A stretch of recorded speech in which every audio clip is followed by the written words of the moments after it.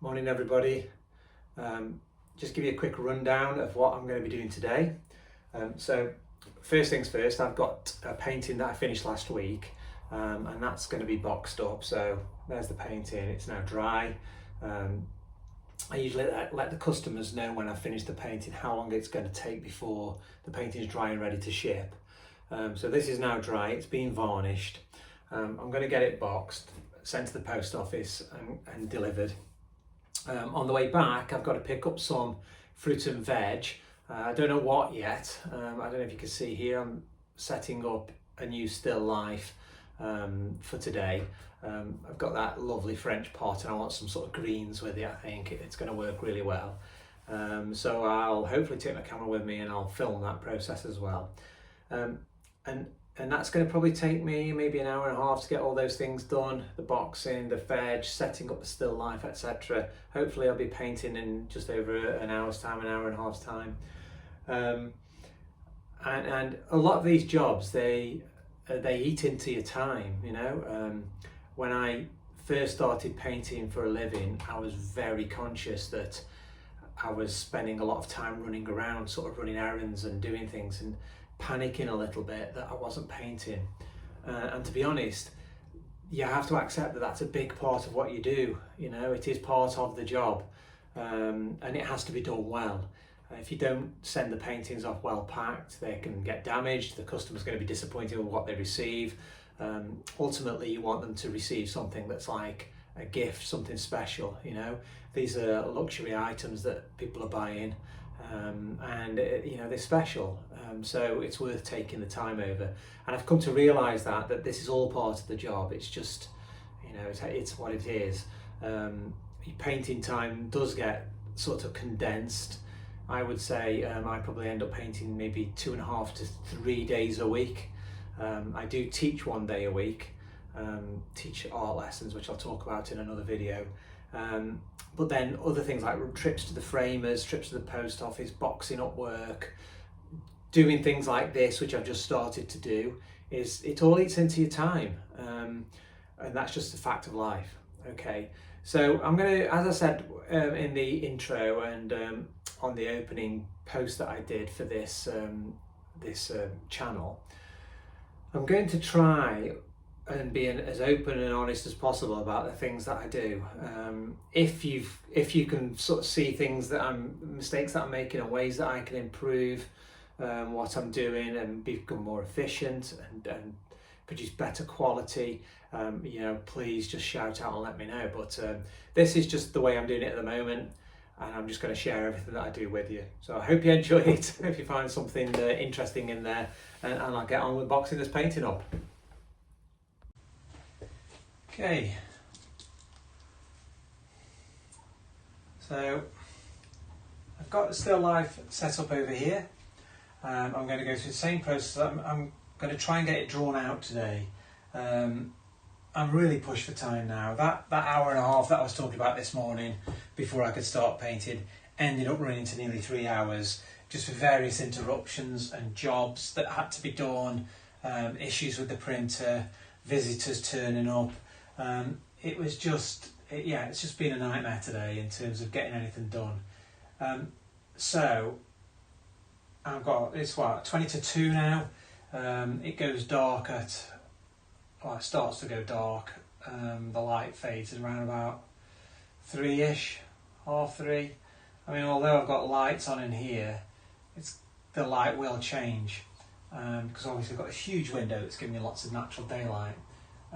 So I'm probably just going to get the drawing done, if anything, and maybe some of the blocking, and then I'll try and get the rest of this done tomorrow, or part way through it tomorrow.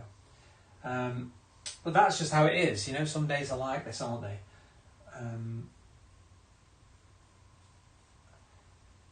So I'm going to use a grid again. That's the grid I'm going to use. You can see it's got the wires on it, and I just use that to sort of get a few landmarks in place. Now I'm going to have to remember, right, okay, every time I hold this up, I have to make sure that my arm is in the same position every time, because you've only got to move it slightly further that way and everything gets magnified in the viewfinder. And I want to make sure it's always in the same place. So what I do is I find a few key kind of landmarks in the subject that I make sure I position in the same place every time. So we've got this vase, and I'm going to say that the top of the vase is on that line there. And I'm going to, every time I line the viewfinder up, then I'll make sure that the vase is on that line. And I've also got another point of reference, because of course I could do that and the pot would still be on that line. So I need another point so that I have 2 points that locate every single time. Just get the bottom of the pot in first. The bottom of the pot would be, just get this right. Bottom of the pot is going to be just underneath here, around about there. Let's get the right and left sides of the pot. So my other point of reference is actually down in this corner, and it's part of the beetroot that I keep on getting in the same position each time. So the right hand side of the pot is sort of halfway there. The left hand side of the pot, to get this lined up again, is sort of here.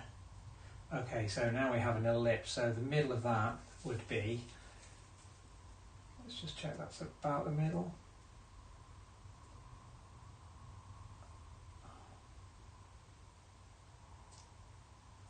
The middle of the pot is here.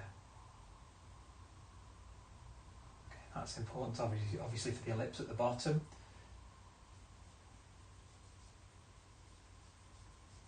Now it's a very, very shallow ellipse this is, I don't want to make it too big.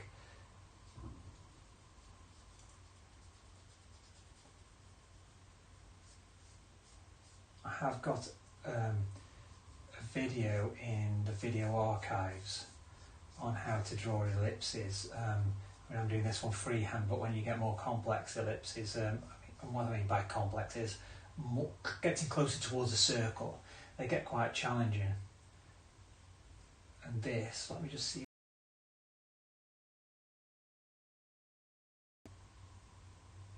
Okay, so that's kind of comes to here and here.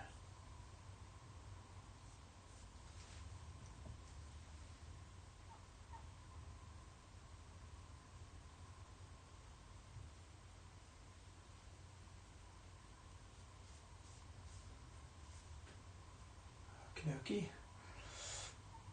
Now, the shoulder of the pot comes out a bit here and there's a handle. And then it kind of got a really lovely curve on it down here. Something like that. And of course that's got to be the same on this side.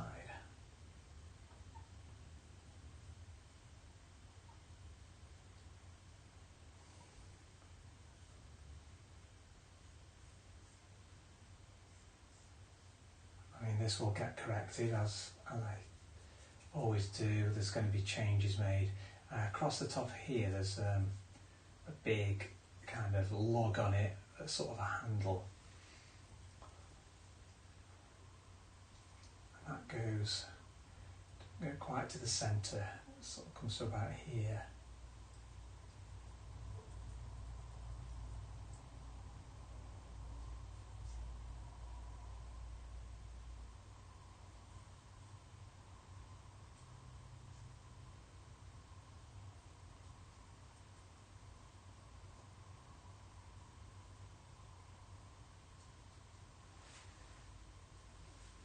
No, I'm not going super detailed on this at the moment. Just getting everything in the right position. There. Go across from that. Make sure I get this right in the right place. That's on that. So that goes right up to this edge. It comes up at an angle.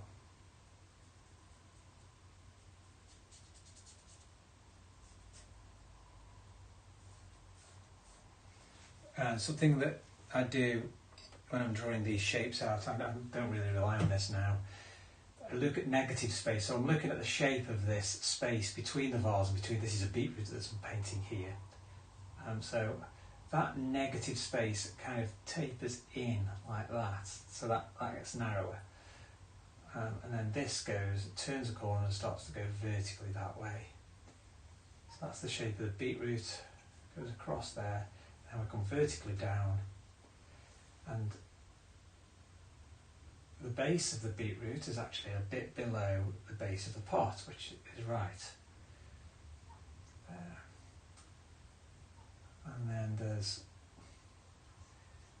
this sort of what looks like a rat's tail, but actually it's the root comes down, and that will end up going off the image somewhere down there, like that.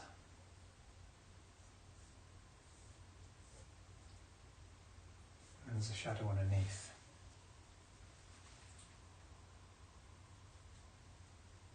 Okay, and then we have the stalks coming off the back of the beetroot. And then above here, I have a dark shadow that's cast by the leaves. Squinting, I don't know if you can probably see.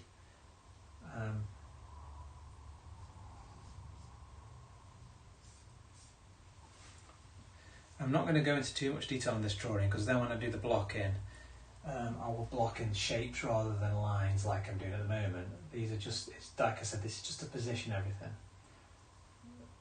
That comes to almost the middle there, that goes over.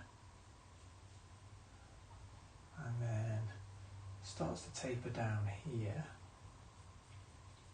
This is just a stem, a stalk. And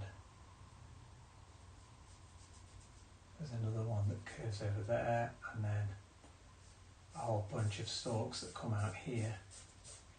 So I don't need this anymore. As you saw, I only used it just to locate a few key points, which is really handy. It saves loads of time. And this vase is not quite symmetrical. I keep looking back and spotting that. Come back to that. Flicking my eyes between the subject and the painting, and just checking things like angles and shapes, the angles and shapes that I can see as the tabletop.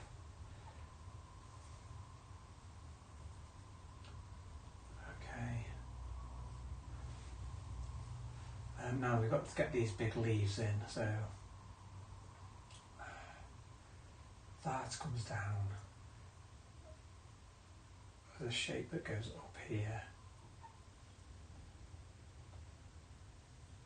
And goes that way and curves up.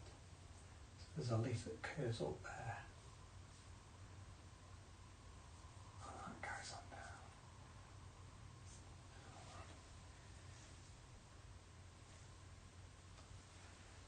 Okay, that needs to be a little bit higher, I think. But all this is quite dark in here, so I'm not going to do any more drawing to that. We have that going over, we have that coming round.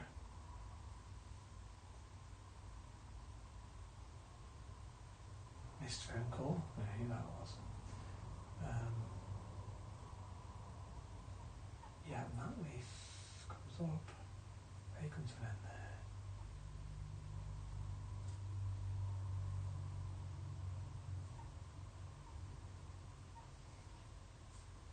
These leaves have actually already moved since I put them down, and then there's stems going into the pot there. Okay, I'm going to leave the drawing there now, and I'm going to take out some of those lines so they don't get muddled up.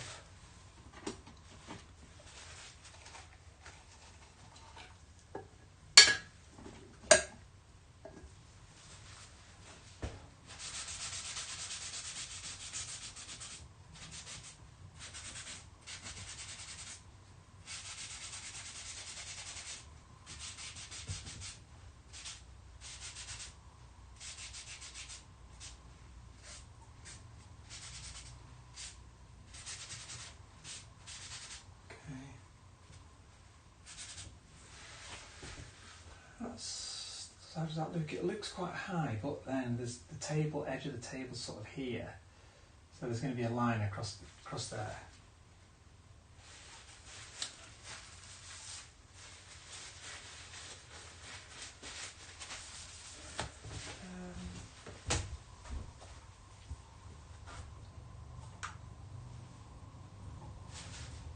Put some sounds on.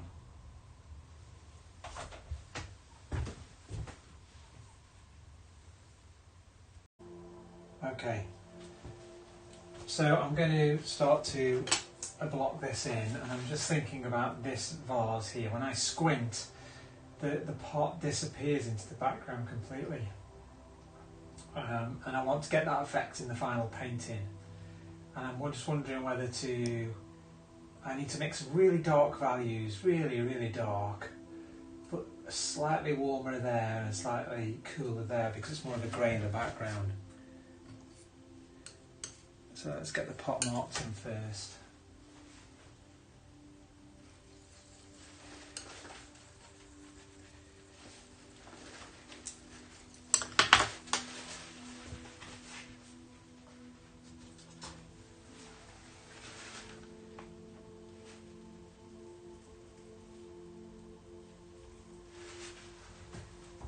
Could probably go blacker than that. Fairly thin paint.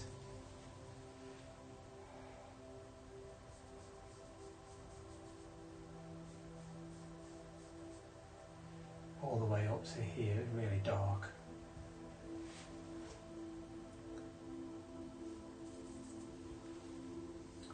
The handle's very dark underneath there.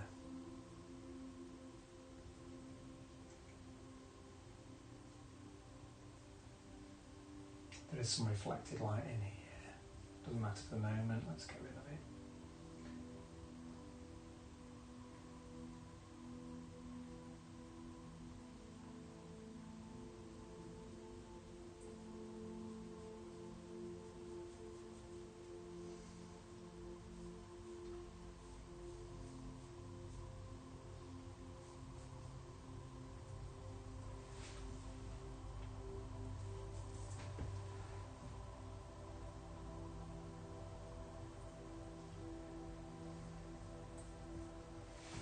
And then, look at that.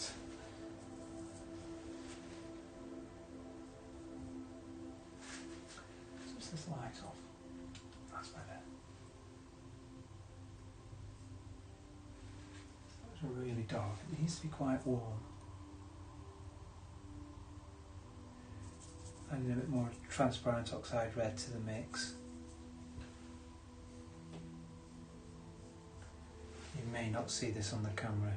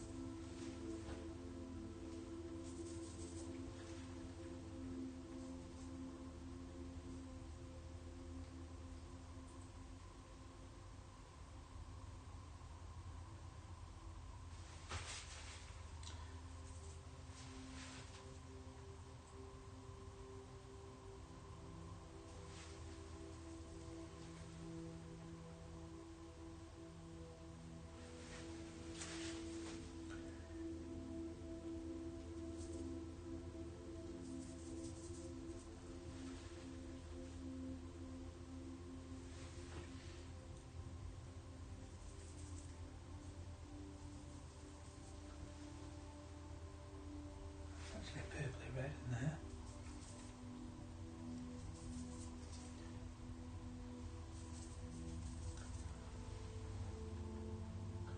Top of this handle, it's dark but there's a bit more red in it.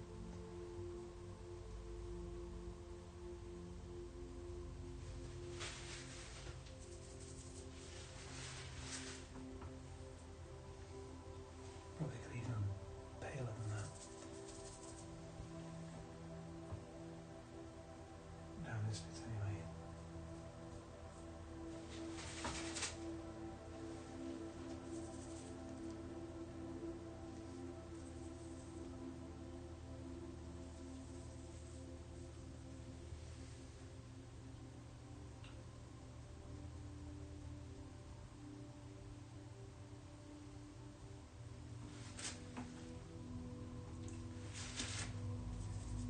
trying to put a mark down and leave it alone.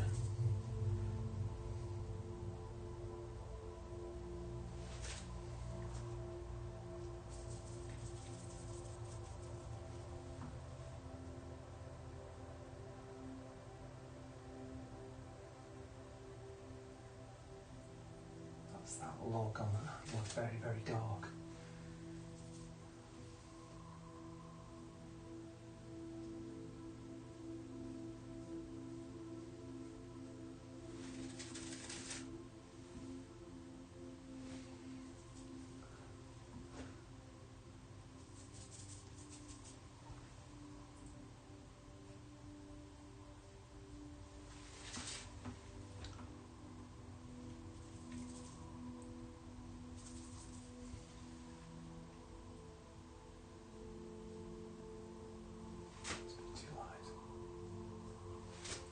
See, I'm now working over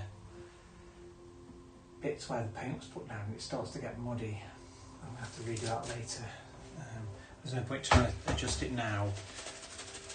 So I put a mark down and then I went back over it again, and that subsequent brush stroke just fetched off the paint.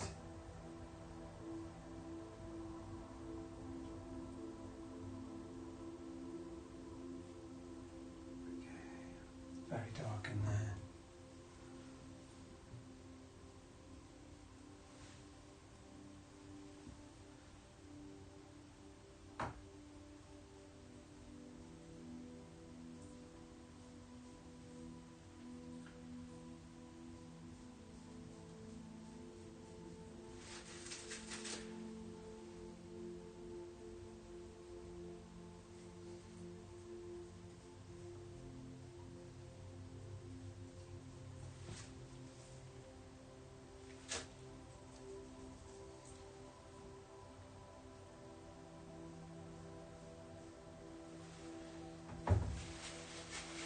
Let's get this dark in here now.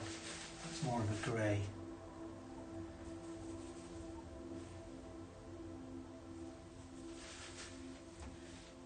It's cooler.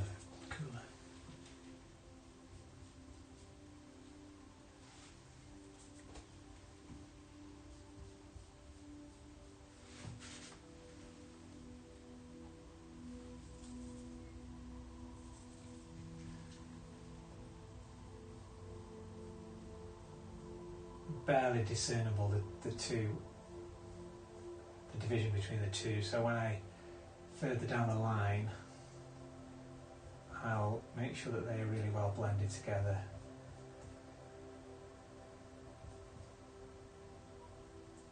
In fact, at that point there the background's lighter than the pot.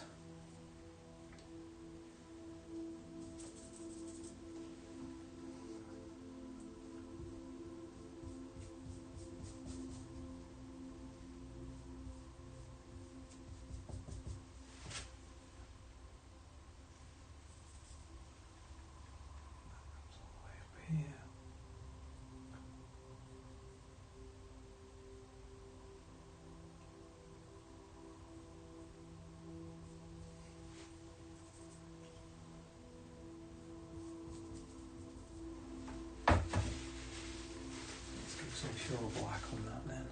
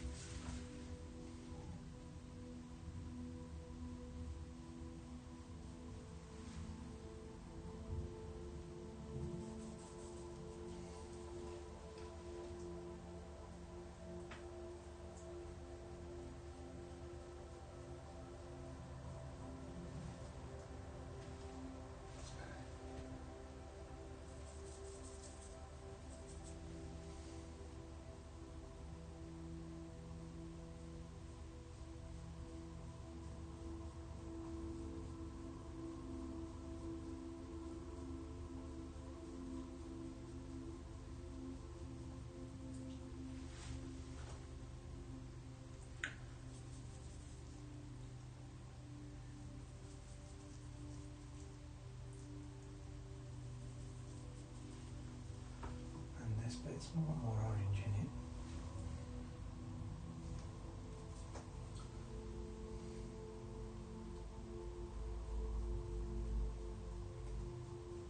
So it comes down.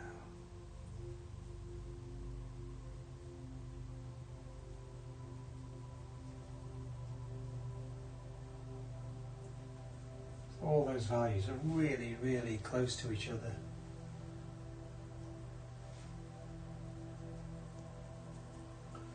Well, that bit can go a touch darker.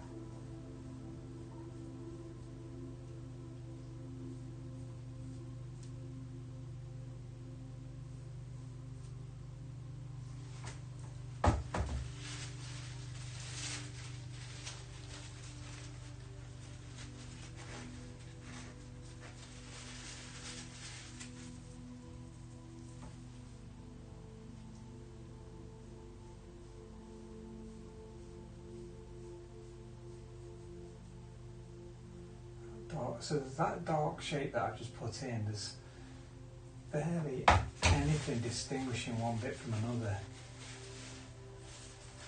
Now there is a little bit of sort of reflected light in here. I just want to indicate it.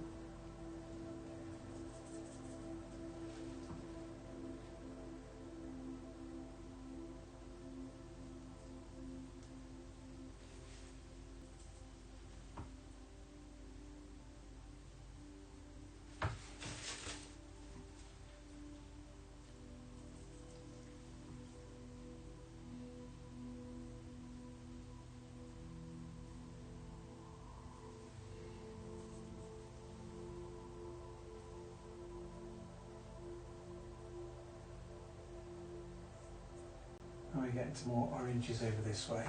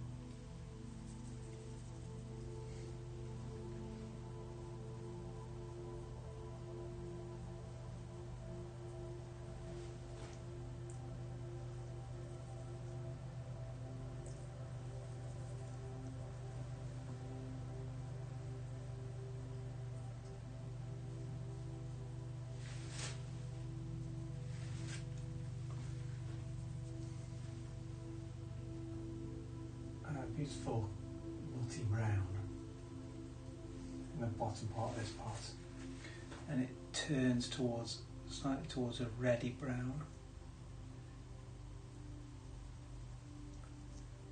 Be careful careful how much red I put in there. It's quite dark as well. So have to be careful I'm not getting too light with this.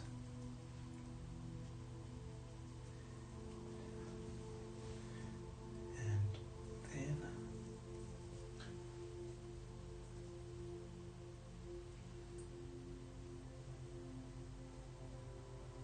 I could probably go lighter.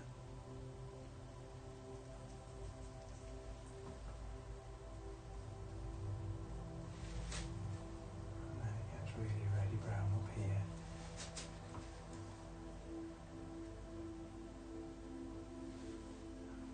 Reddy brown. That's right, that colour.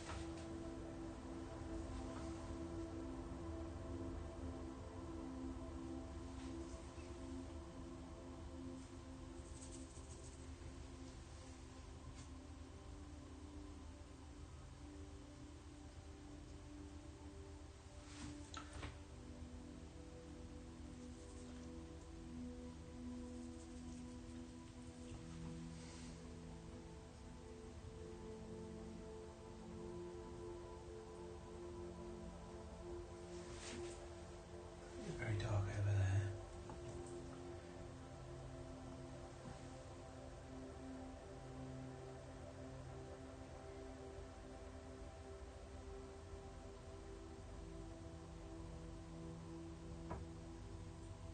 I'll worry about the ellipse later. I do like some of them purples in there. Really nice. And then this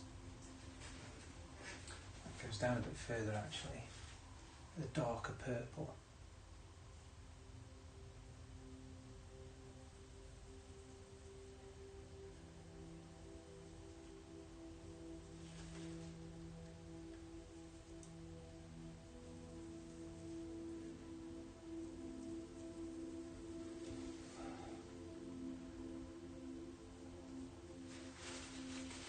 Needs to be darker still.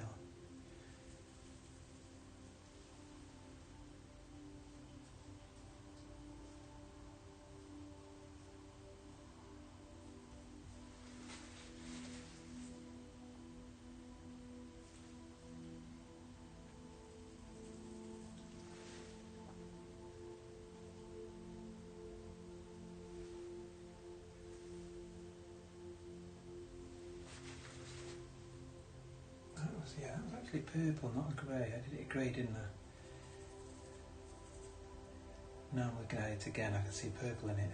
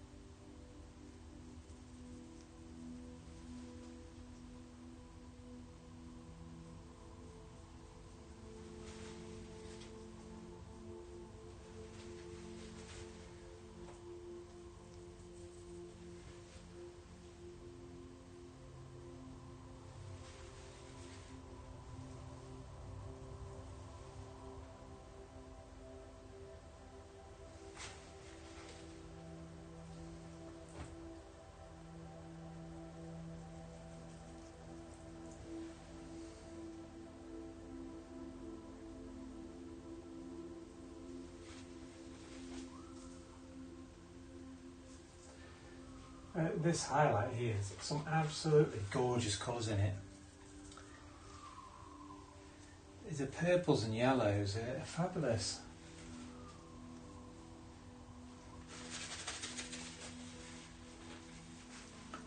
There's even pinks in there.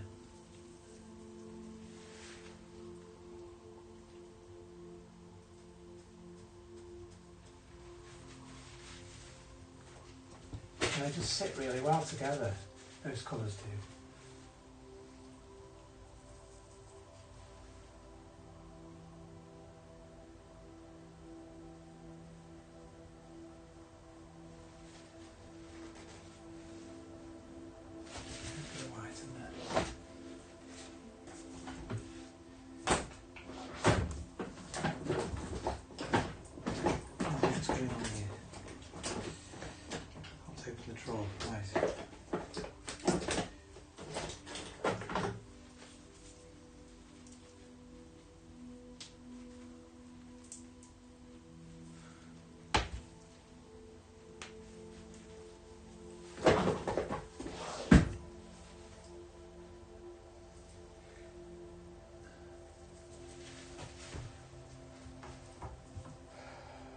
Nice pink, so purple, and we have a pink here.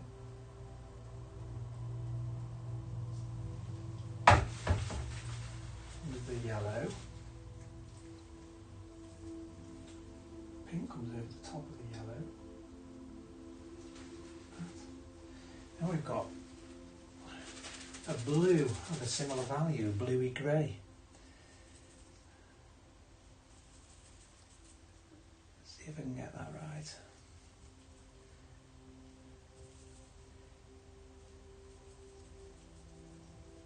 Now it's those little things that, although I've got lights on it here, if I, how's that? It's probably too dark. If I try and paint into the evening, all these little highlights that I can see on here are all going to vanish, because a lot of them are just reflections from the sky and through the window basically. Still needs to go a touch lighter, possibly a touch greyer. It's not too bad.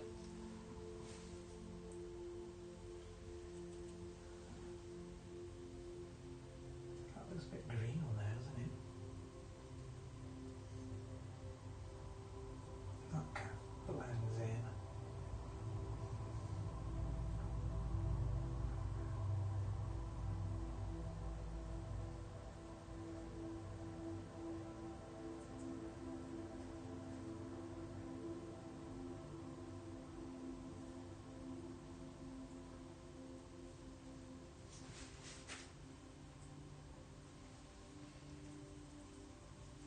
So that comes over here, this highlight. And then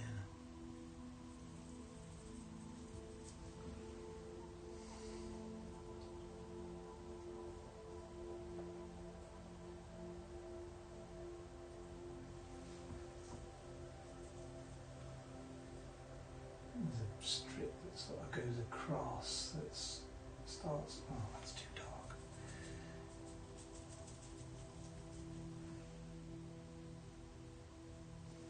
Too dark, I think.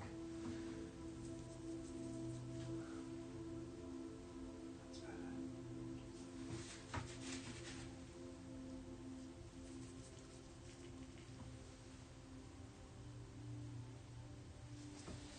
That's still not right.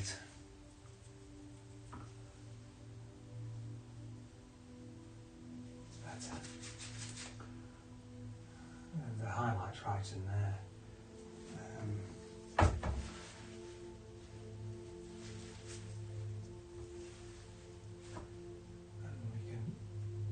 Build up towards that, so we're gradually getting brighter to get towards the centre of this highlight.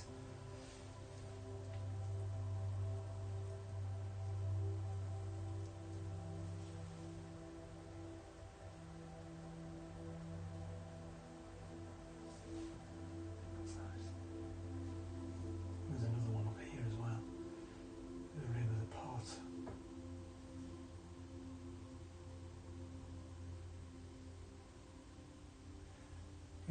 bearings now, so the rim of the pot's here. There.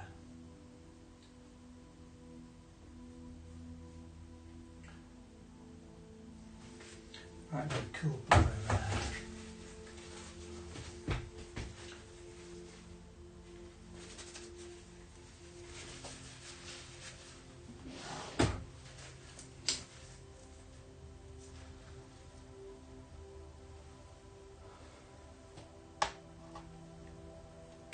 So, I was just thinking to myself then, I was getting really wound up this morning that I couldn't paint. I really was getting wound up about it. I was getting annoyed, frustrated, and then you come in here this afternoon and it's just so nice.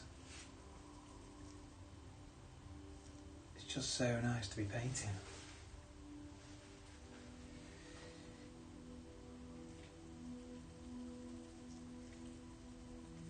Now, how's that look? That's actually a touch of yellow in it. More yellow.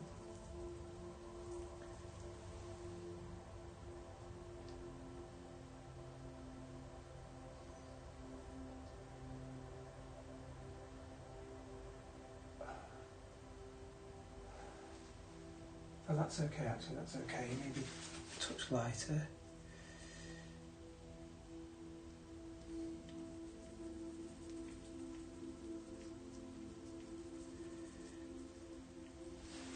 There is a reflected light in here, see.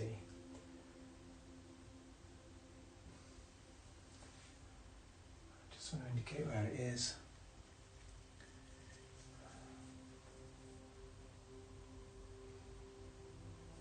I have to be careful with that I don't go too light with it. Because there's some really strong highlights on this handle that I'll have to put in later. I actually think that reflected light's further over.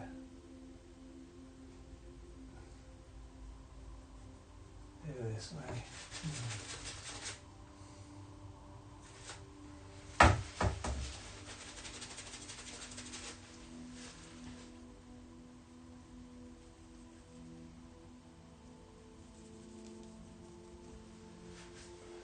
That orangey brown.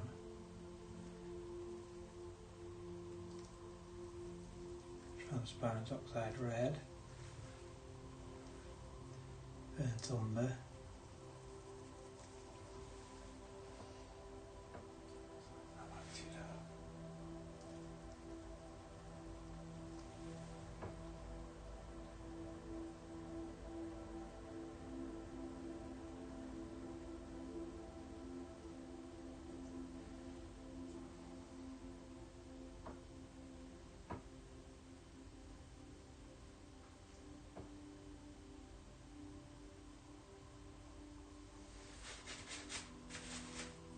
It's actually a bit higher than that rim. Done it too small.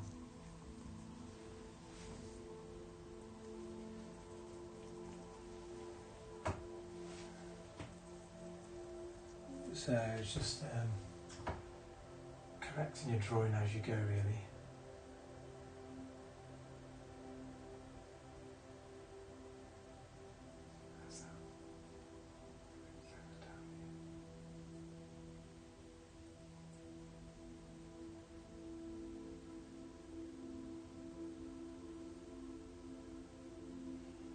It actually juts out quite a bit over this way.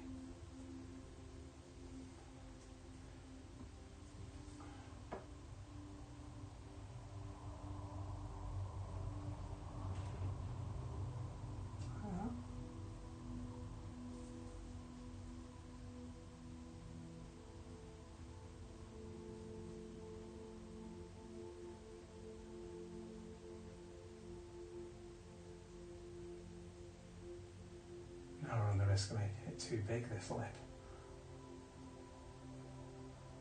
Definitely don't want to lose these nice colours I've got in below.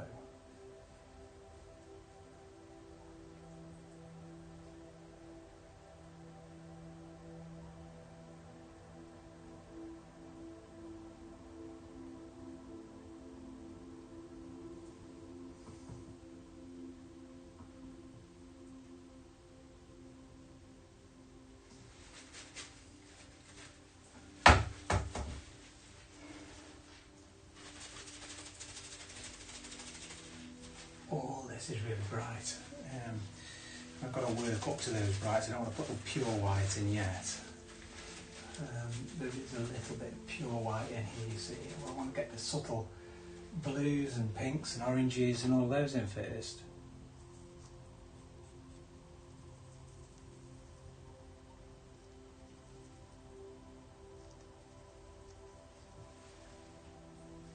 So there's an orange here. That's nice, orange. That comes up the side of this. Over that way a touch. I've got pink.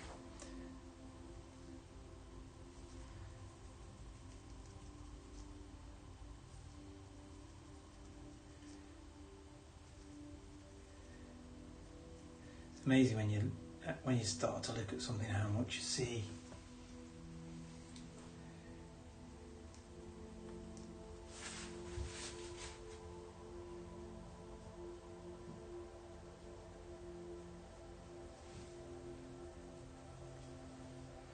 This pink, actually, thinking about it now, where's that pink coming from? It's coming from this beetroot. And it comes down here. Yeah, it's coming from that beetroot down that side. And then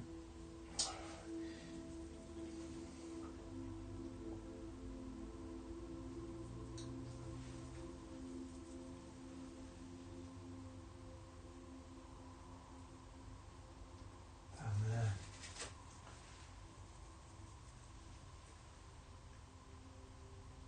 It's much lighter up there.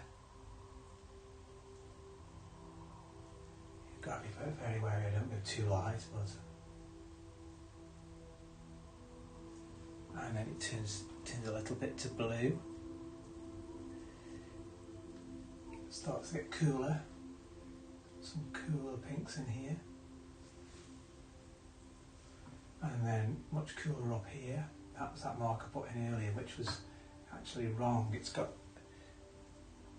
more pink in it than I did it. I did it quite cool. It's better like that. As you start to build this up, and you're able to then relate one bit to another.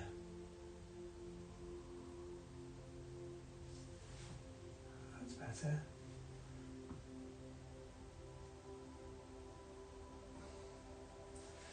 Lovely that.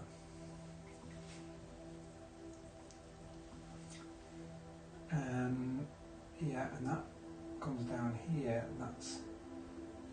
But these are all reflections from sort of things that are around in the room. It's that ambiguous. I can't quite figure out which bit's which. There's definitely, actually, that is the shadow of the beetroot, which is here. So that's the shadow of the beetroot. So if I start to shape this now,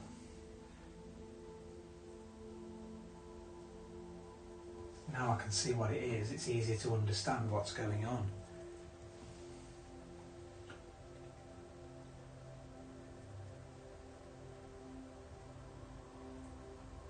Gorgeous. Right, some yellows in here.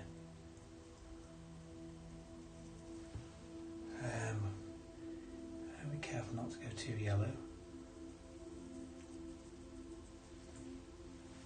They're almost green actually. See if that's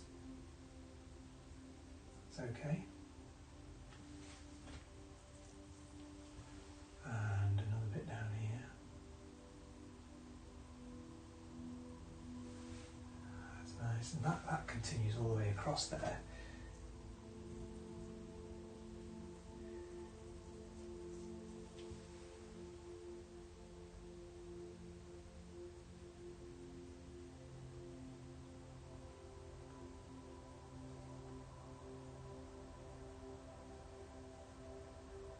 Smashing that. Okie dokie. Blue, purples.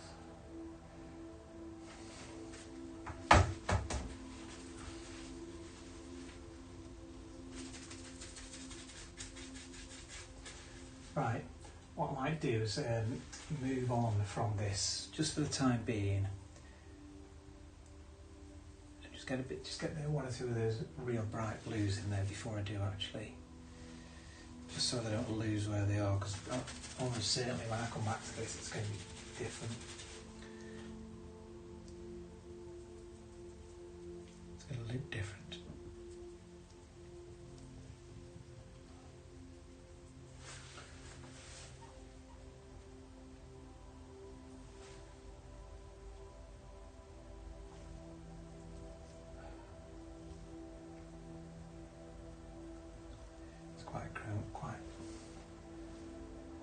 That's a bit too bright.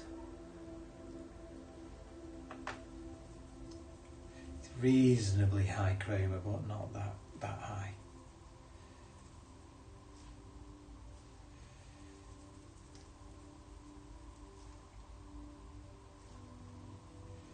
Just tone it down with a bit of brown. That's too low in value. Here we go, in somewhere I think.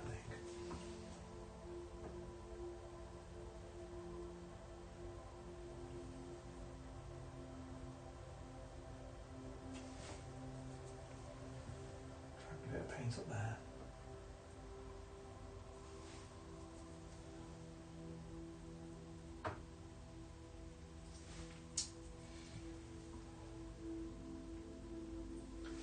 Could probably go a touch lighter.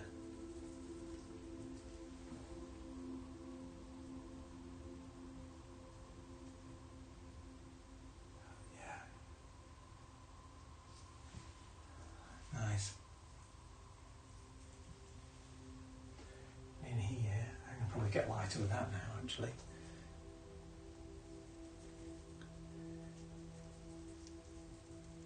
It's got a touch of turquoise in it, that has.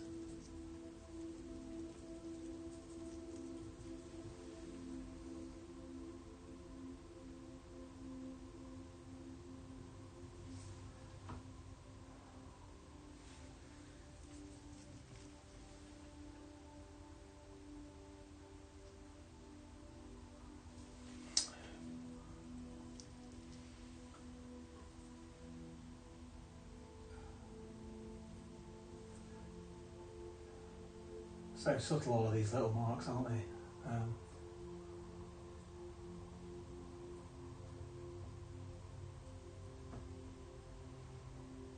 Right, now there is a highlight all the way across here, so I just mark that in with this. It needs to be brighter than I'm doing it, but just to mark it in.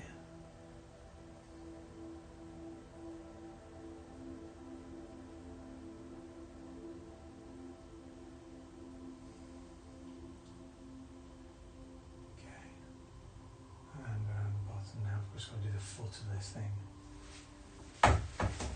See, I'm probably doing way too much detail in this area. You're not supposed to do this. You're supposed to block in big blocks of masses of shape, and I'm just getting drawn into painting all these little patches of colour. But it's just because I'm enjoying doing it, to be honest. And yet they might disappear. I don't want to lose that because they are really nice. The camera's still going, which is good.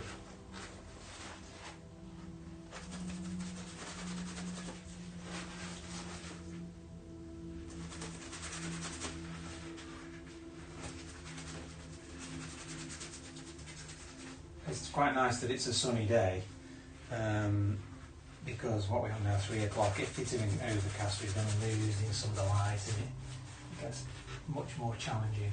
Right, actually now this shadow that I've done now I'll just quickly glance back. That shadow of the beetroot has got to go dark, and it's got to go a little bit higher up. I just spotted that as I turned and saw it. So it's darker and higher up, and more of like a nutty brown type colour.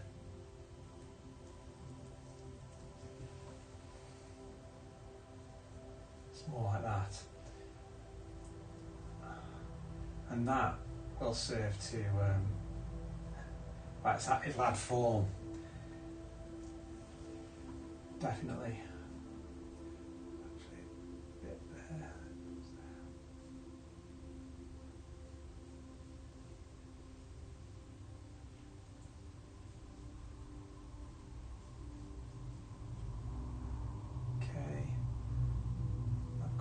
here, and then we've got the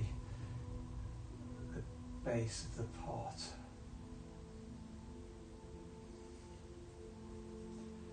I always find these ellipses are a real pain.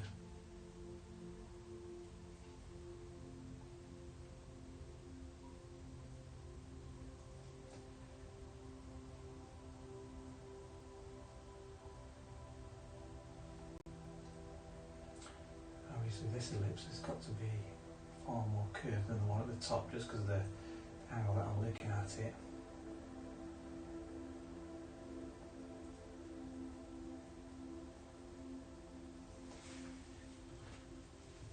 It gets darker as we go around the corner. Turns away.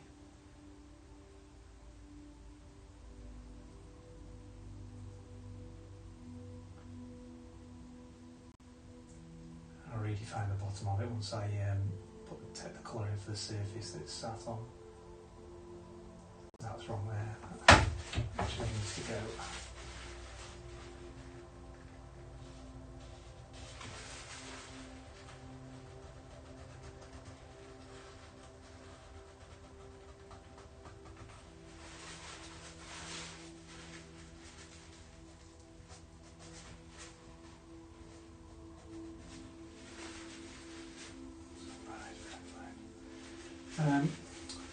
Okay, black in here, black over there. That was really dark, wasn't it? Get that done. It's pure black.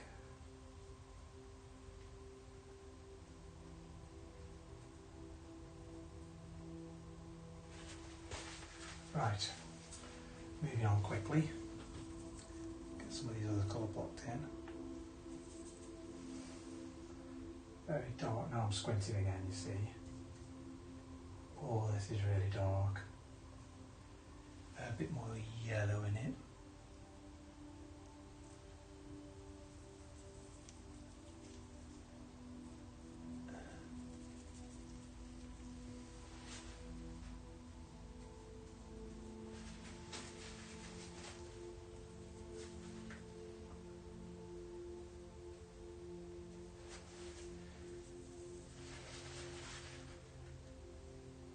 I need to touch of green to that as well.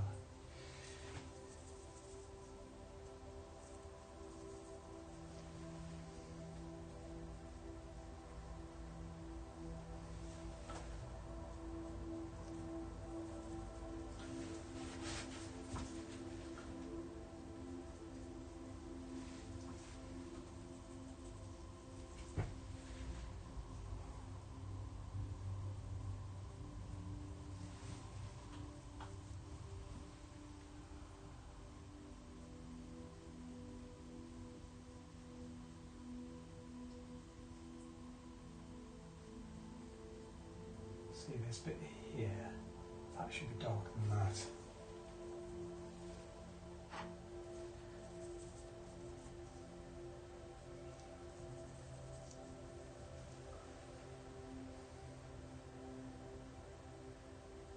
I always find that, I think I said this in the last video, until everything's in place, I find it really hard to know whether the values are right or not. Because obviously we're working on this white panel as well, which doesn't help. That's the one disadvantage, well, yeah, the big disadvantage of working on a white panel is the fact that, you know, you're comparing everything to white, which is really stark.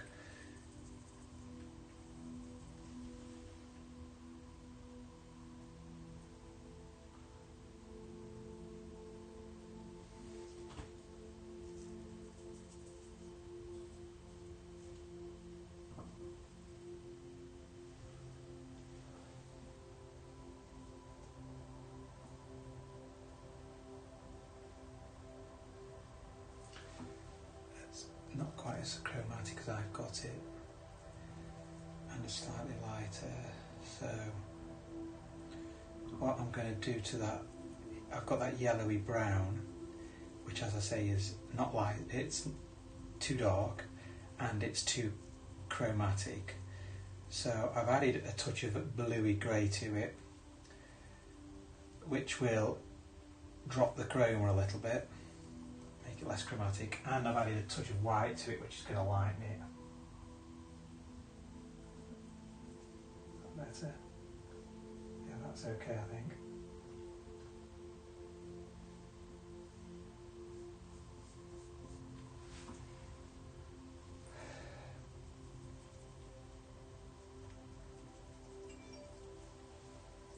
Even lighter there.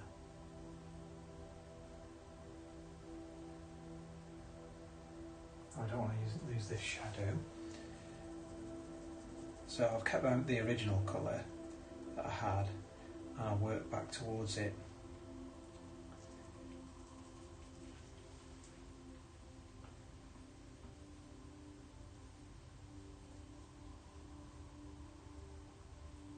Underneath here, all of this dark, all of this is dark.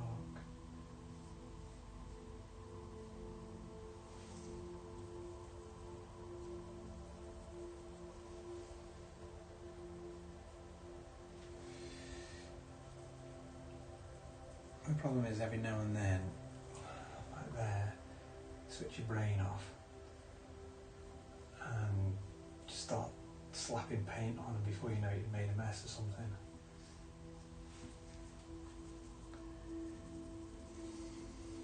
Part of the problem why I find it difficult to talk and paint. That's going to be much darker in there now. I can see that now. I've got this on. That issue of losing concentration.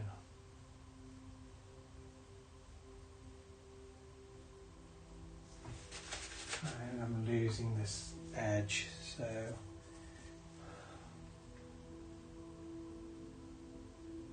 it is quite dark in here, in this area, not in this room, in this area.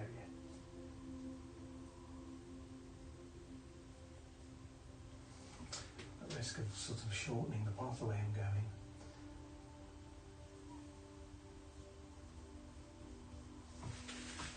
Probably going to have to repaint the, well, I'm certainly going to have to repaint the base of that. I'll do that in a moment. Get the rest of this done. Under here, it's very dark.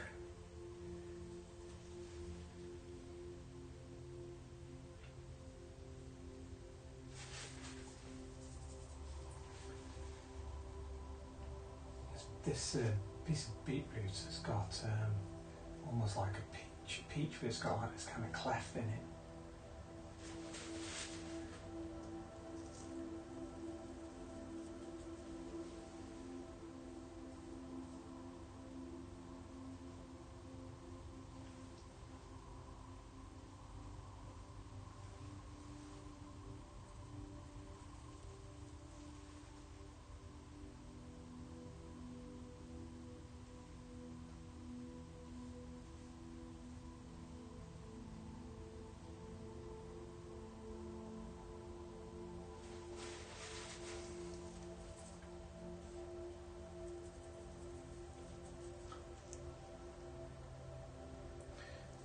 Desk now.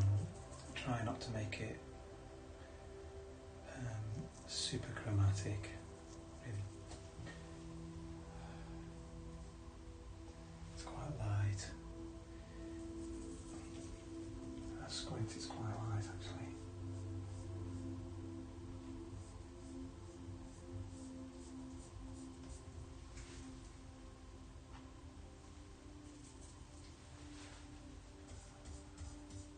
And it gets lighter the further this way we go.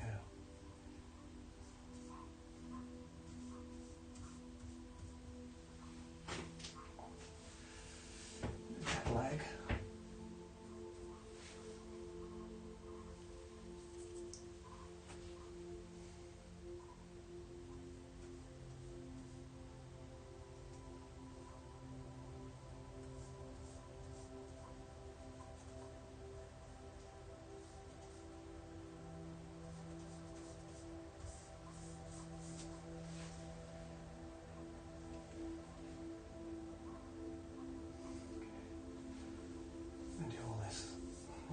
Let's just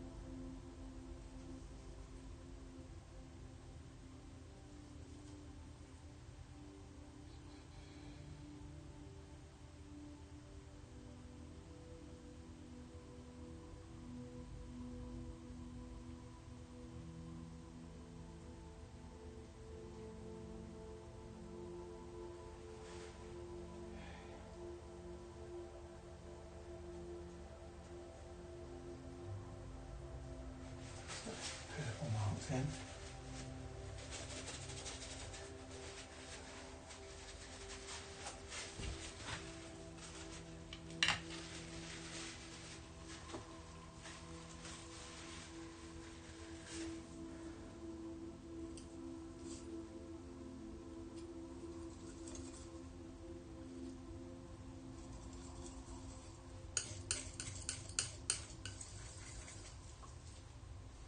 Grey.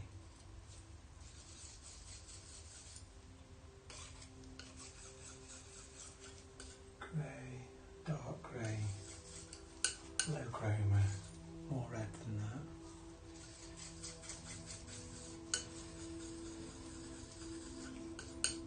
Take a touch of that. Quite cool.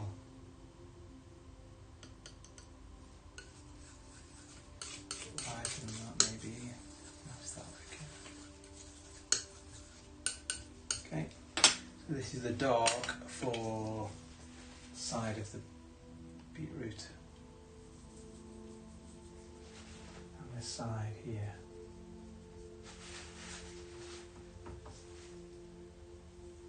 This is all the shadow colour, so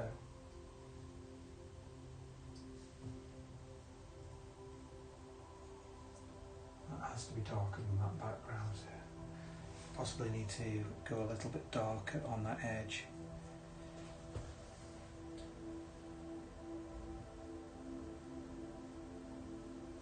There.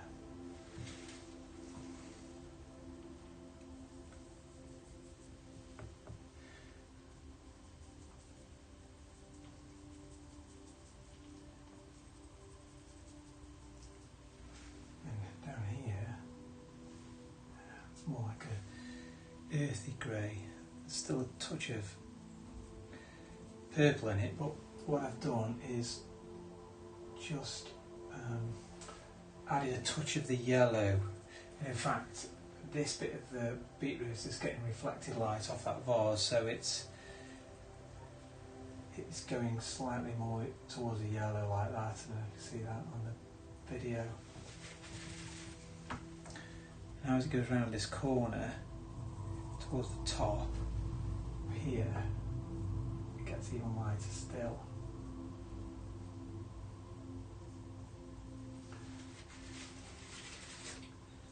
As we curve over the top, it gets very light, but let's go, comes out later, let's get this bit done. So this is one of the most chromatic areas, I would say.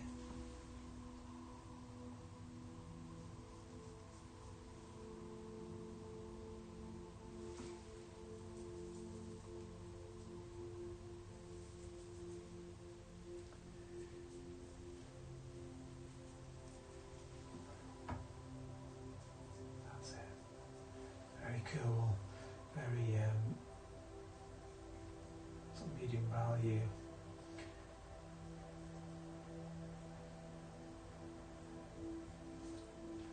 And then it starts to get a touch more red in it,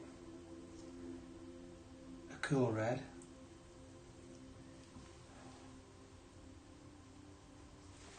Not red enough.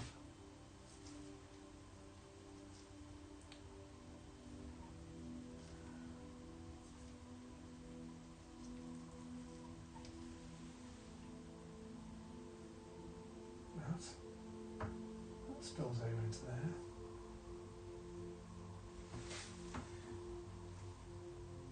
So all I've done is taken that initial colour and just added a touch of red to it.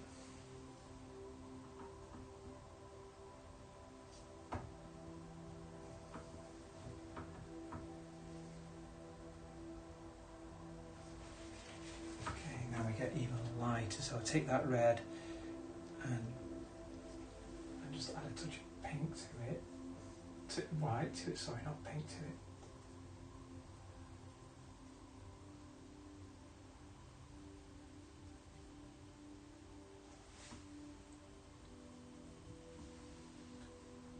Really nice pink here. That pink and that green really sit nice together.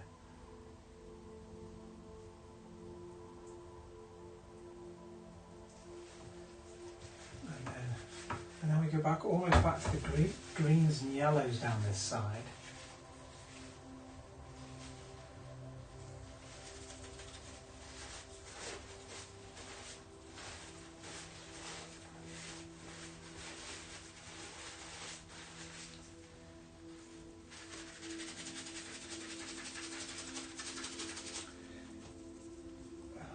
Let's see what that's like.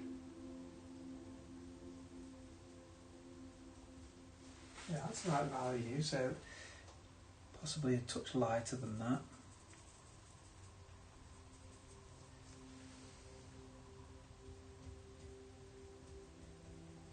It's quite an earthy colour, this. There, it gets lighter.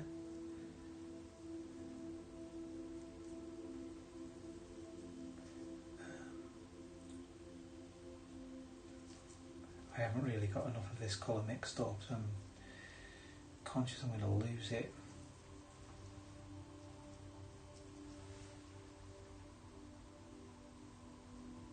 That's nice.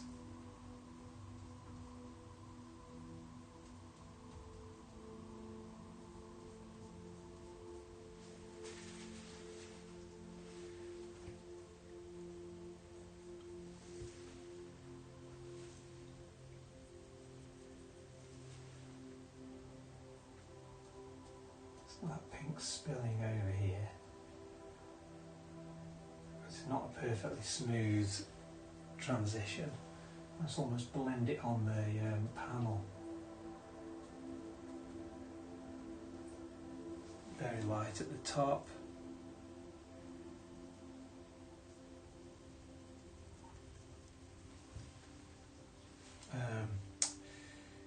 Not too chromatic.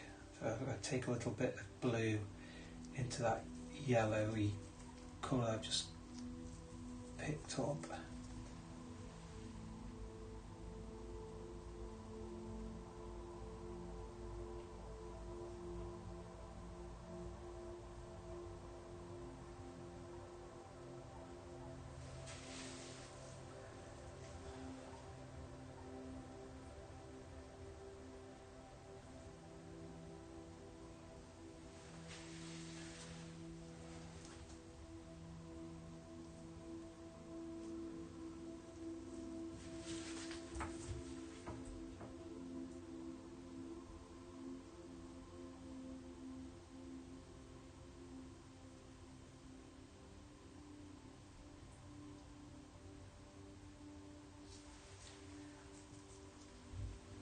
Disappears underneath here.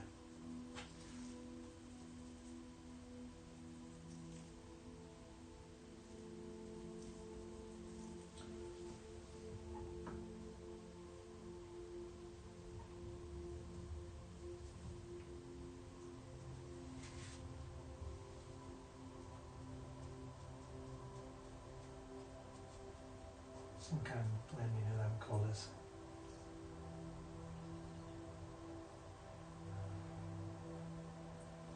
Okay, it's very dark underneath.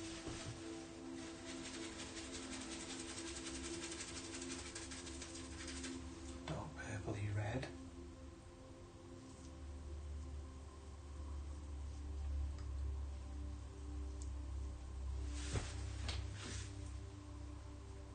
In fact, this is probably not dark enough down here. Now I've got everything in place, I can see that.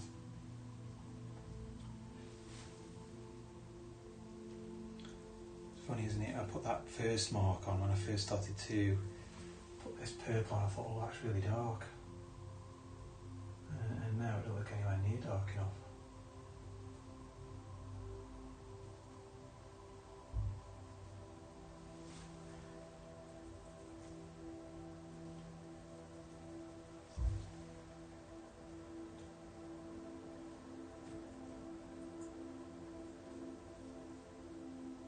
Let's go darker. And that red's got to go darker as well. I put in.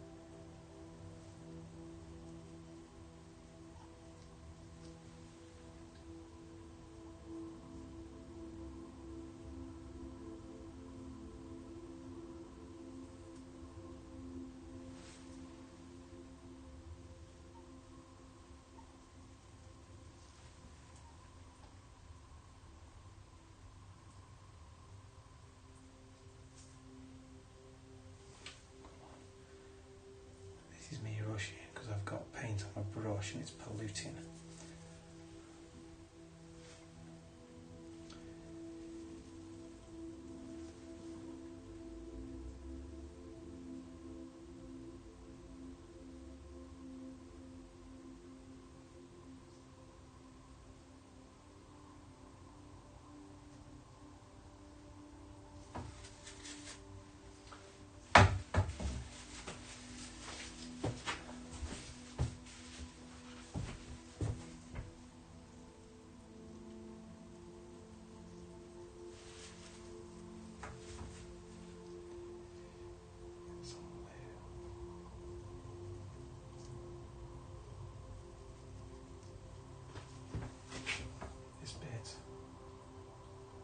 Sort of rat's tail thing that's coming off it. The root is a purpley grey.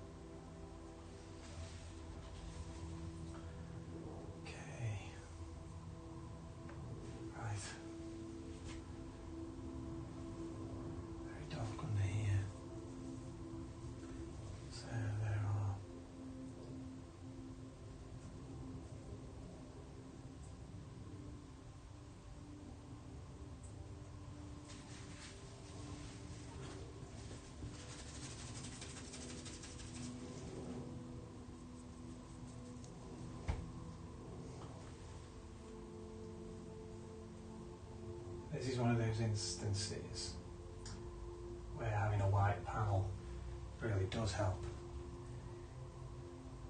So, oh dear.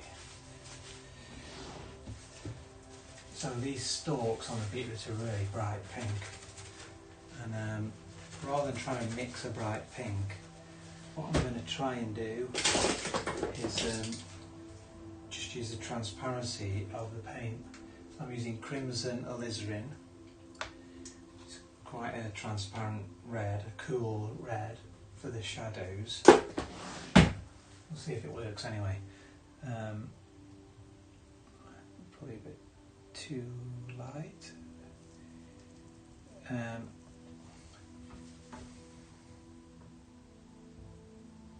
That's a shadow underneath. There's another shadow that comes down here like this. The shadow of the stalks. And then I just get the pure crimson alizarin. Touch of solvent. Let's see how bright pink this looks. That's really quite chromatic. High chroma, I should say.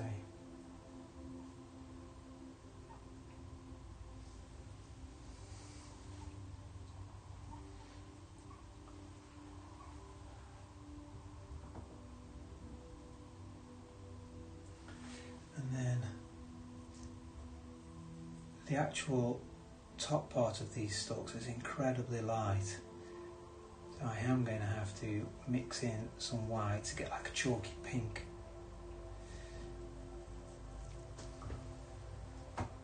Yeah.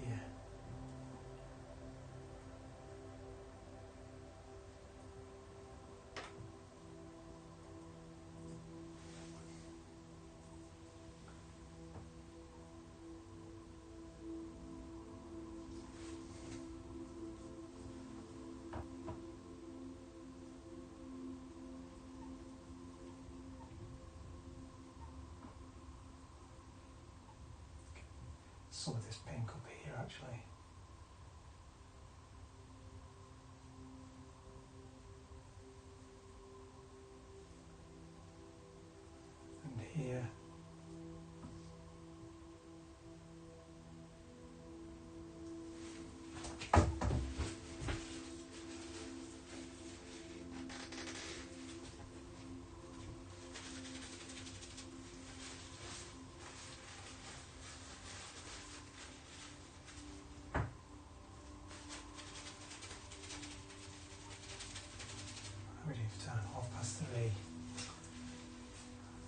just get this background in here so I can see the relationship. They almost disappear into each other.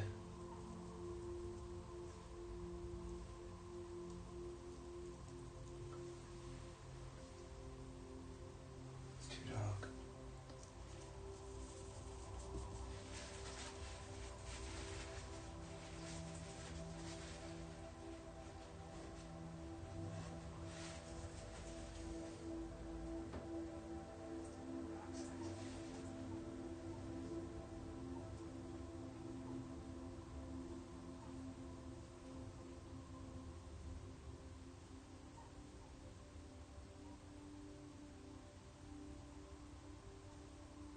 Right, and the pot, that side of the pot is slightly lighter, so that works okay.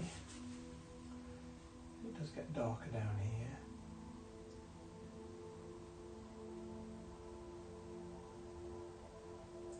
It's probably a touch darker than I've got it.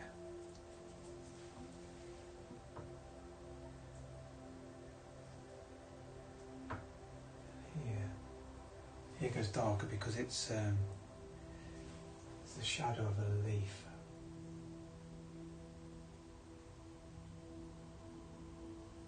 There's a little handle thing, which I haven't painted in yet.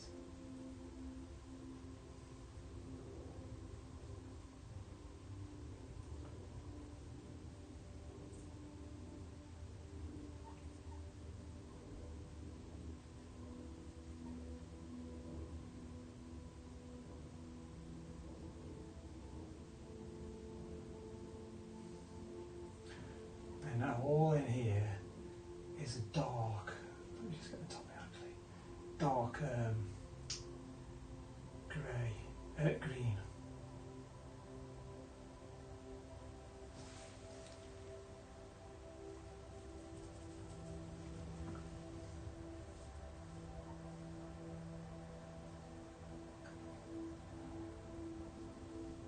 This pot will be here. See, I've got my lit from there, the top of the pot's going to be about there, even higher up. Because we can see some reflections in the top of that, I don't want to miss out on that.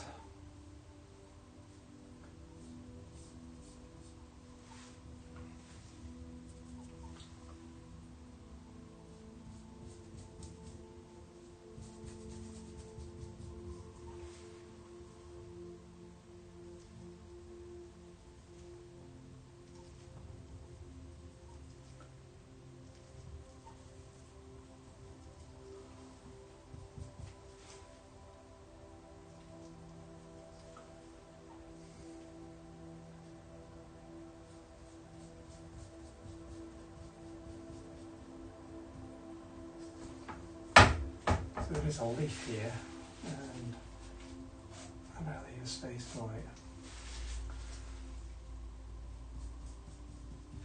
And it's because there's a leaf there, it's casting a shadow.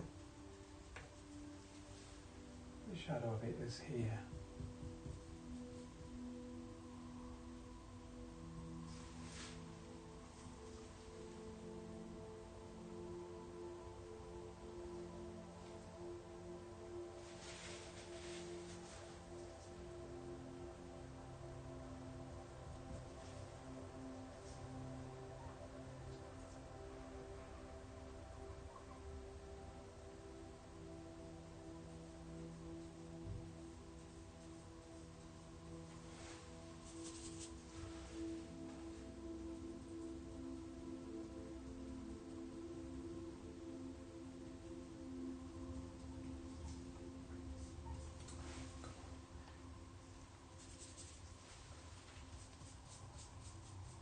Bothered about actually the quality of the rendering here. I just want to get that paint on. It gets lighter as we go further over, this does. So over here it's quite light.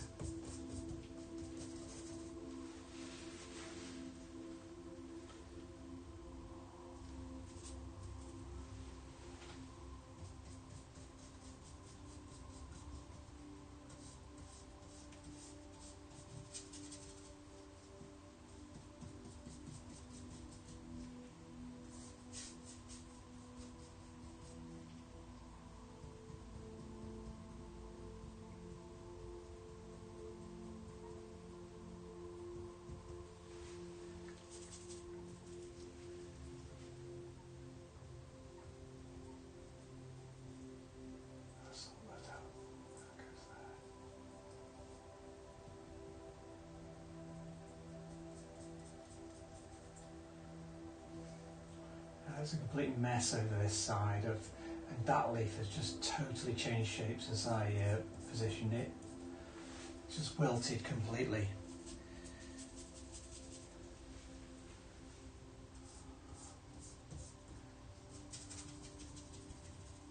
I did get a photo of it before I started, so I think when I come to do that I might have to look at the photo, because it looked a lot fresher earlier.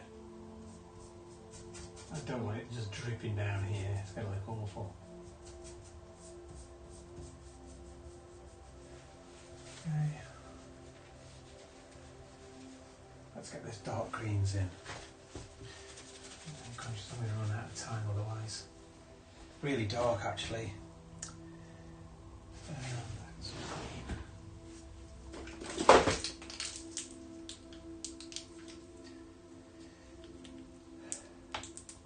And normally, most of the time when I've been putting greens in, I've been mixing them up with the blues and the yellows, but every now and then I do squirt out some. I've got like a chromium green, which is really helps. It's really quite intense.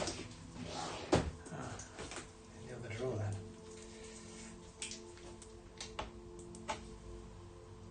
What's it called? Cadmium green pale. That's a real nice green.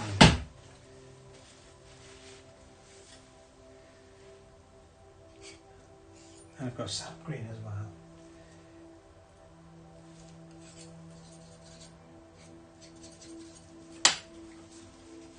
Now they're really dark. I've not got to be afraid of that. There we go. That's dark enough, I think.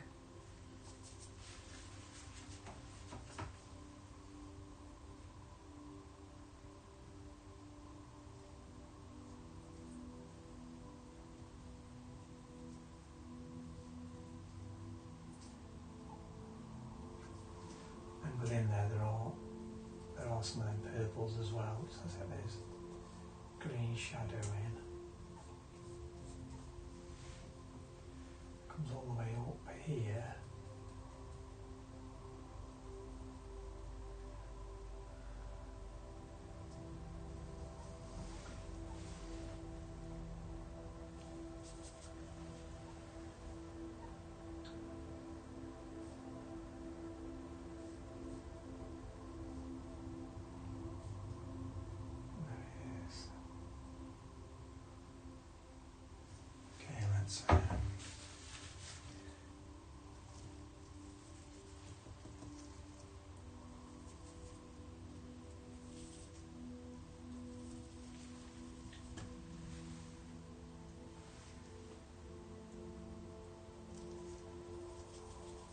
Now we've got the pale green. That's it.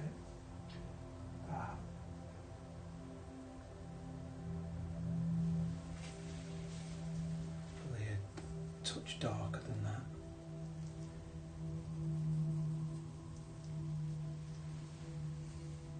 It's definitely a touch darker down there.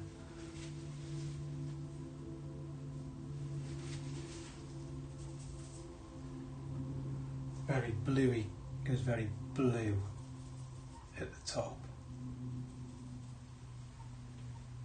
Up here we've got like a bluey green.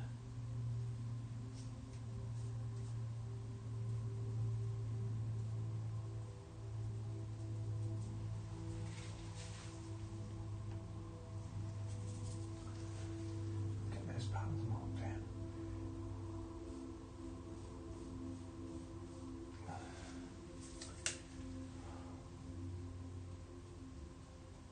Needs to be lighter.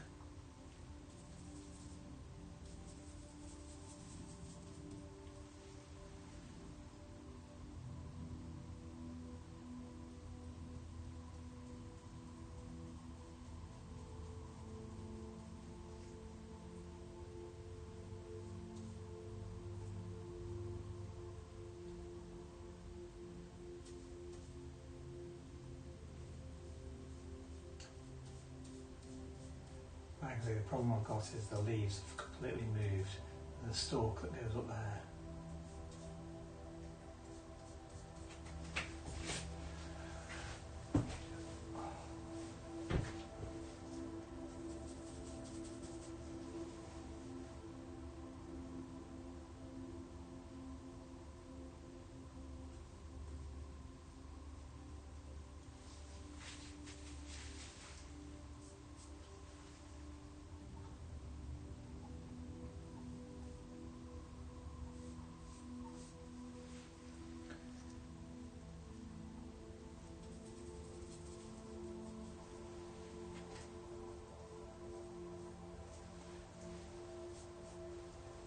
Like I said at the beginning though,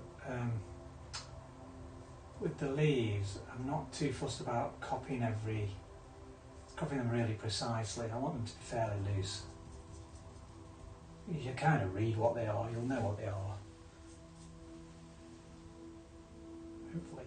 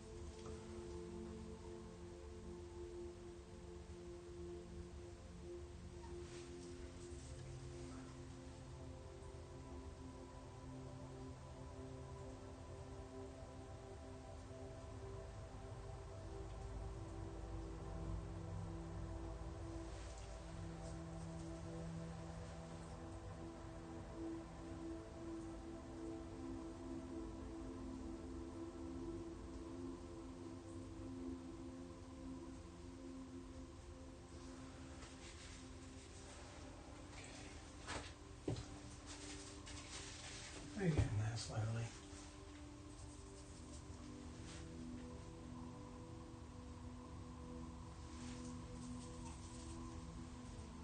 Just hope to get this block in before the light goes.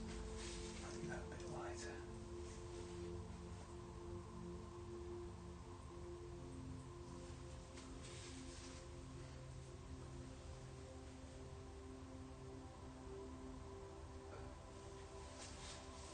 More up here actually. Let's get the purple in on them stems. Just get that handling where I've got the colour mixed up.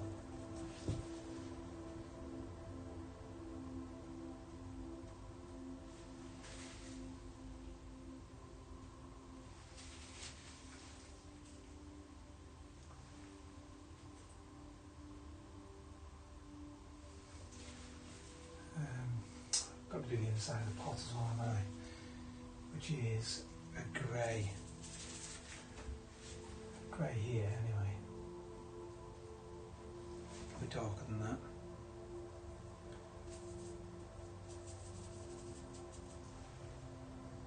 Yeah, it's actually darker than that.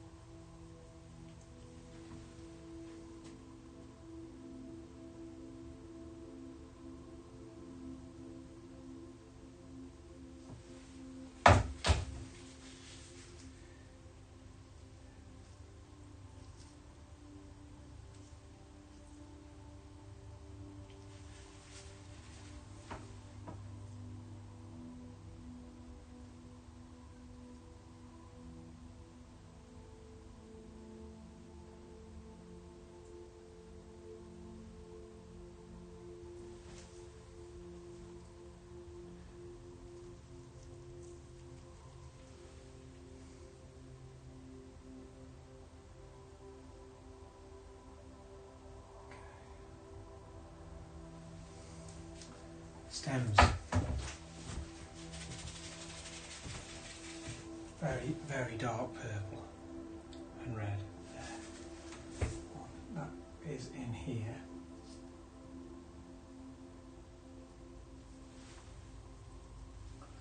And down here.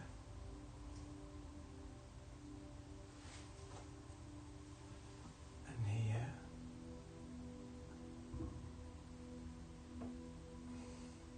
Going that way. That's going that way. Then underneath here.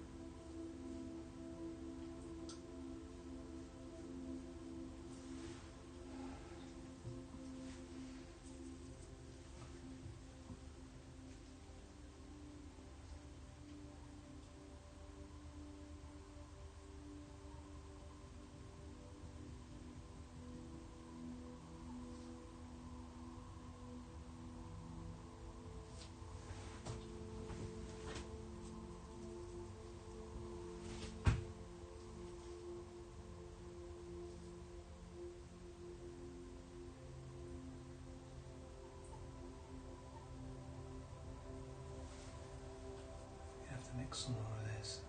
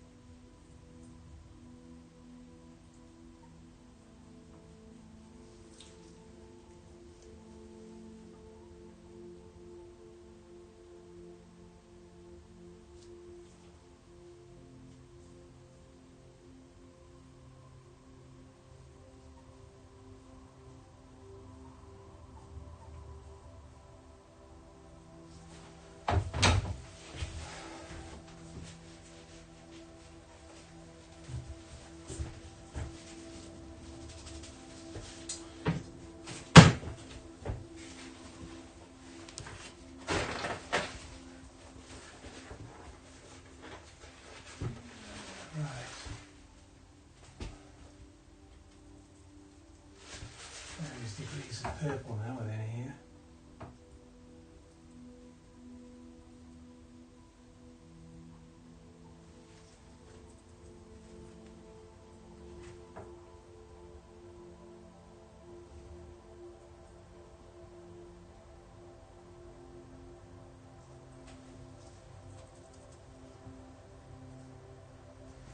And then we have that really bright pink.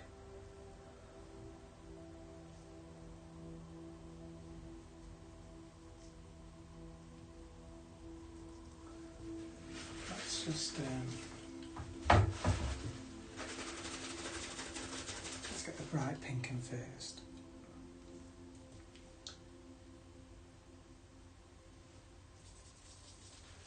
The brush is dirty.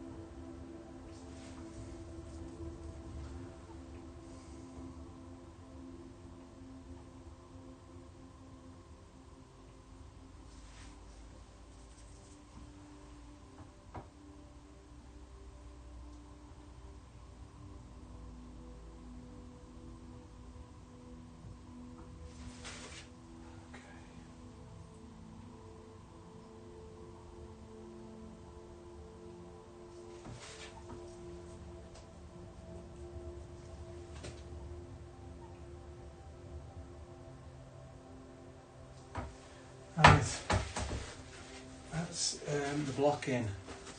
That's the blocking done, pretty much. I haven't put the highlights on, and I've got loads of work to do on it, but the light's not great at the moment. It's what, 3:45, so I'll come back to this tomorrow. I hope you enjoyed that, and thanks for following, thanks for sticking with me this long. Okay, see you tomorrow.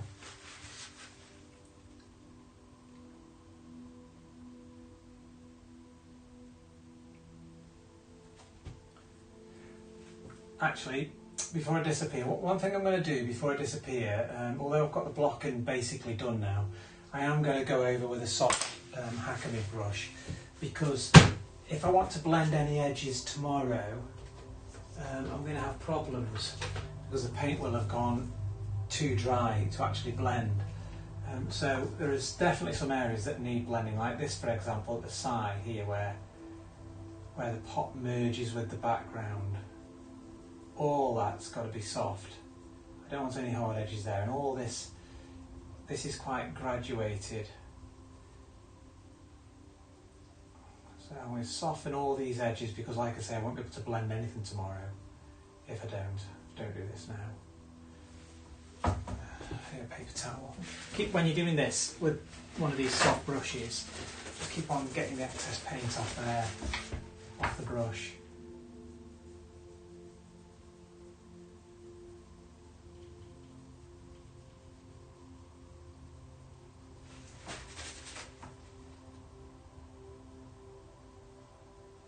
Now, I've got to be careful, I don't want to lose all these lovely colours I spent ages trying to get. I don't want to lose those, and if you over blend, you will lose them.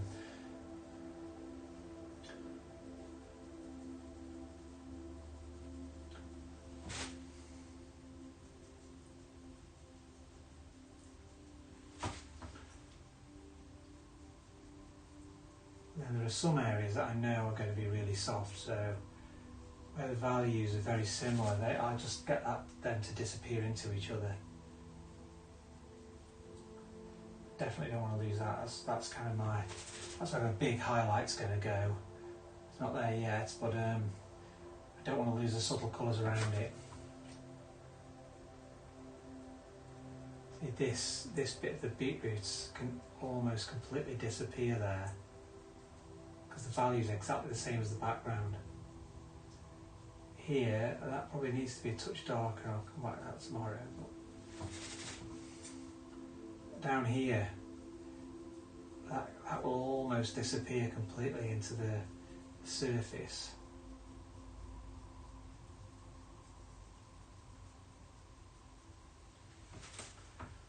This edge will probably be quite hard down the side of the beetroots, but I want to break up some of these harder marks.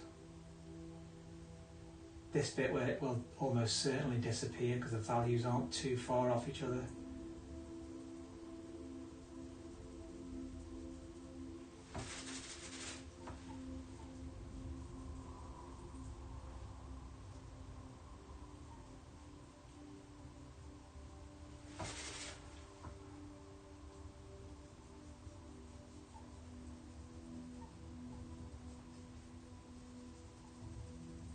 Be some hard edges in here. I didn't put that stalk in there, did I?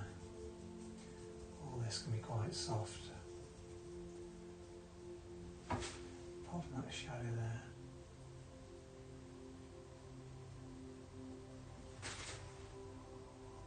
That shadow there can all be quite soft. Again, they're all going to... I just want a bit of ambiguity in that.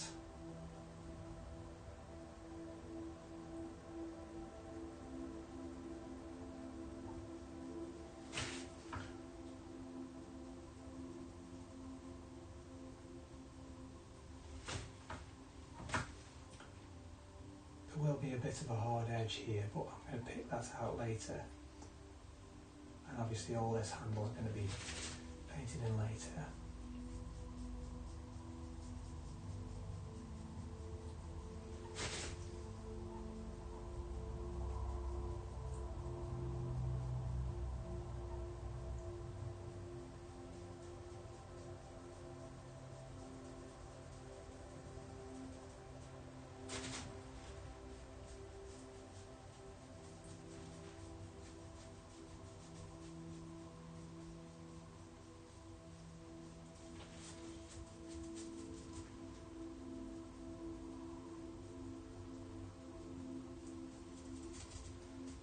get that purple stalk in. Right. I remember. Let's push down.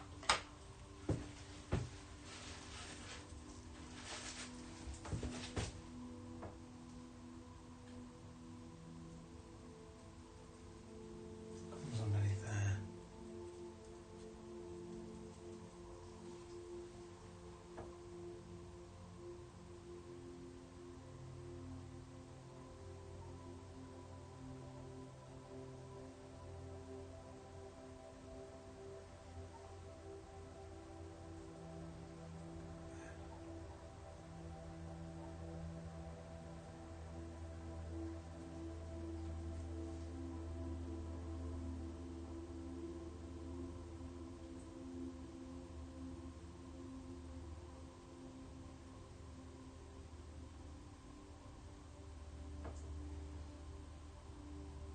Do all that tomorrow, really. There's a purple stalk in there, and there's also one coming up here.